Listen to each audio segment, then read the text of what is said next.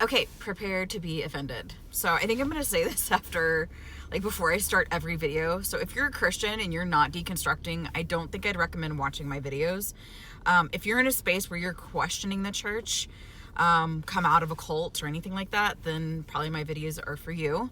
I'm going to try my best to actually not maybe filter out or cut the videos.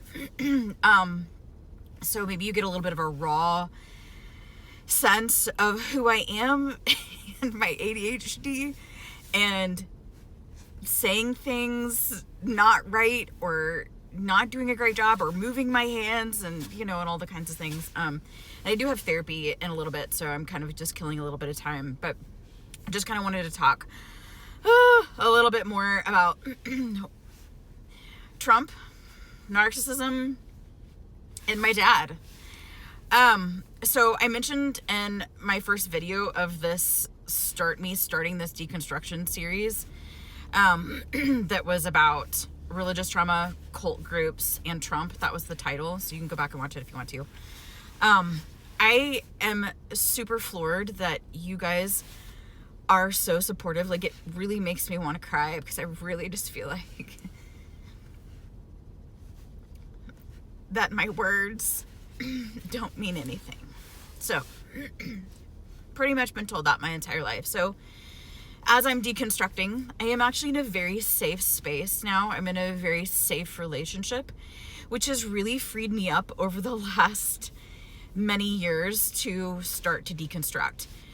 And I will get into a lot more things, but just to sum up, I got out of a very abusive relationship 5 years ago. I didn't tell everybody what was going on. And I think that's why a lot of people didn't believe me. Or I should just say our friends. I lost a lot of friends because they didn't believe me. They believed him. But anyway, that's another side note. But getting back to sort of like what I was talking about. So like my dad, I grew up with a very narcissistic father. And I thought I had done a lot of unpacking, I think, into adulthood. And then I repeated the behavior. I repeated the marrying somebody who's got narcissistic personality disorder. I'm diagnosing him. He never went to therapy to actually get diagnosed. I do have 2 master's degrees. My background is largely in therapy, counseling. So, although I did work in the medical field and all of that kind of stuff too. But, so I do have a lot of familiarity with narcissists and narcissistic personality disorder. So you would think that I would see it. No, it doesn't work that way. So with narcissists, their biggest thing is trying to, they don't start off abusive.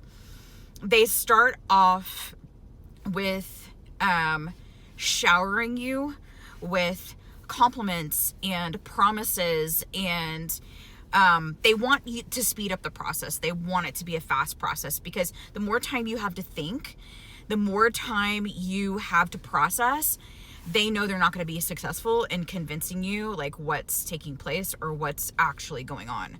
So no, relationships that start off with a narcissist are not abusive. So women do get into these things, men do get into these relationships, but the mask starts to come off. And very true of my dad and very true of the Trump administration.